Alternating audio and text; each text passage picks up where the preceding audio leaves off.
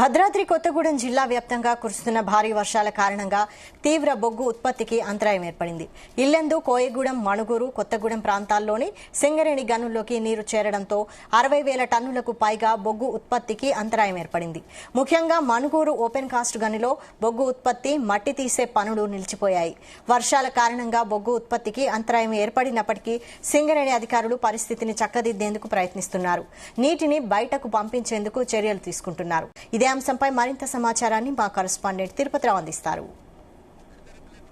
భారీ వర్షాల కారణంగా అయితే ఏజెన్సీ గ్రామాలనేవి చింతలుగా మారాయి. వాగులు వంకలు పొంగి పొర్లుతున్న పరిస్థితి ఉంది. అలుగులు పోయడంతో అయితే వాళ్ళ గ్రామాలకు కూడా రాకపోకలు నిలిచిపోయిన పరిస్థితి మనం ప్రధానంగా చూసుకుంటే ఇదైతే భద్రాద్రి కొత్తగూడెం జిల్లా వ్యాప్తంగా ఉన్నటువంటి మైన్స్ లోకి అంటే దాదాపు తెలంగాణ వ్యాప్తంగా అత్యధికంగా ఓపెన్ కాస్ట్లు గనులు ఉండే జిల్లా ఒకటి మన భద్రాద్రి కొత్తగూడెం జిల్లా చెప్పుకోవచ్చు. ఈ భద్రాద్రి కొత్తగూడెం జిల్లాలో ఇటు కోయగూడెం, ఇల్లందు, మణుగూరు, కొత్తగూడెం ప్రాంతాల్లో ఉపరిత గనులు అత్యధికంగా ఉంటాయి. అక్కడ ఉన్నటువంటి ఉపరిత గనులకు పూర్తిగా నీరు చేరడంతో అయితే బొగ్గు ఉత్పత్తి కూడా తీవ్ర అంతరం ఏర్పడిందని చెప్పాలి. దాదాపు 60,000 టన్నుల పైచీలకు కూడా బొగ్గు ఉత్పత్తికి అంతరాయం ఏర్పడినట్టయితే సింగరేణి అధికారులు తెలుపుతున్న పరిస్థితి అయితే ఉంది. ఇప్పటికే కోట్లాది రూపాయలు నష్టవాటింది. 3 రోజుల నుంచి ఒక షిఫ్ట్ కూడా సింగరేణి వ్యాప్తంగా ఒక షిఫ్ట్ కూడా వర్క్ నడిచిన పరిస్థితి లేదు. మనము విజువల్స్ లో చూసుకోవచ్చు. ఇక్కడ ఉపరిత గనుల వద్ద ఉన్నాం. మన కింద ఉన్నటువంటి ప్రాంతాల్లో కూడా పూర్తిగా నీరు చేరిన పరిస్థితి అయితే ఉంది. ఆ నీరుని అయితే సింగరేణి అధికారులు అయితే బాహుబలి మోటార్లతో అయితే పైకి తీసే ప్రయత్నం అయితే చేస్తున్నారు. గత 3 రోజులుగా కూడా ఇదే పరిస్థితి కొనసాగుతున్న పరిస్థితి ఉంది. ఎక్కడ ఉన్నటువంటి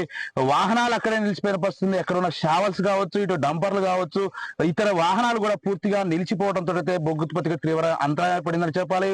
బొగ్గు ఉత్పత్తితో పాటు ఇటు ఓబీఓ వెలికితీత పనులు కూడా పెద్ద ఎత్తున అయితే అంతరాయం ఏర్పడినట్టు సింగరేణి అధికారులు తెలుపుతున్న పరిస్థితి. ఇక్కడ ఉన్నటువంటి ఏదైతే నీటిని కూడా అంటే పైనుంచి వచ్చేటువంటి వాటర్ కావచ్చు, దిగువ ఉన్నటువంటి ఈ యొక్క దిగువ మన ఓసీలో కింద ఉపరిత గనుల్లో చూసుకుంటే మన విజువల్స్ లో చూసుకున్నట్టు అక్కడ ఉన్నటువంటి ఉపరిత గనుల్లో కూడా పూర్తిగా ఒక చెరువును తలపిస్తున్న పరిస్థితి ఉంది. ఉన్నట్టు ఆ ప్రాంతం మొత్తం కూడా కోలుండే ప్రదేశం. ఆ కోలుని ఆ వాటర్ ని బయటకు తీస్తే తప్ప ఈ యొక్క కోల్ని బయటకు తీసే ప్రయత్నం అయితే జరగదు. అలాంటి సిచ్యువేషన్ ఇక్కడ సింగరేణి అధికారులు అయితే ఎప్పటికప్పుడు అయితే ఆ ఒక బాహుబలి మోటార్ల సహాయం అయితే పైకి తీసే ప్రయత్నం చేస్తున్నారు. ఇదిలానే కొనసాగితే మాత్రం మరో 3 షిఫ్ట్లు అంటే ఇంకా 3 రోజులు వర్షం ఉన్న నేపథ్యంలో అయితే ఈ బొగ్గు ఉత్పత్తికి ఇంకా తీవ్ర ఆటంకం ఏర్పడి కోట్లాది రూపాయల నష్టం వాటిల్లే అవకాశం ఉంది. ఈ యొక్క బొగ్గు ఉత్పత్తి అవుతే తప్ప ఈ యొక్క ఏదైతే పవర్ కానీ ఇటు బీటీపీఎస్ కాబట్టి తదితర ప్రాంతాలకైతే బొగ్గు తరలి వెళ్తూ ఉంటది. అలాంటి సిచ్యువేషన్ లో ఈ యొక్క కోలు 3 రోజులు ఆగిపోతే మాత్రం తర్వాత సిచ్యువేషన్ ఎలా ఉంటుందో మనం ఊహించుకోవచ్చు. ఇక్కడ ఉన్నటువంటి కోట్లాది రూపాయల నష్టం వాడుతున్నప్పుడు ఇక్కడ సింగరేణి అధికారులు అయితే పెద్ద ఎత్తున అయితే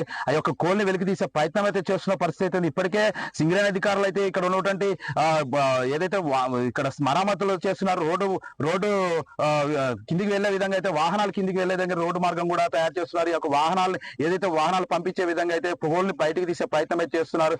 ఏదేమైనా ఇలానే కొనసాగితే మరో 3 రోజుల్లో అయితే కోట్లాది రూపాయలు, వేలాది టన్నులు కూడా బొగ్గు ఉత్పత్తికి అంతరాయం ఏర్పడే అవకాశం ఉన్నట్లు కనపడుతుంది. ఇది కూడా తాజా పరిస్థితి. కెమెరా పర్సన్ కంచు శ్రీనివాస్తో తిరుపతిరావు, జీ3 న్యూస్, కోల్ మైన్స్ నుంచి.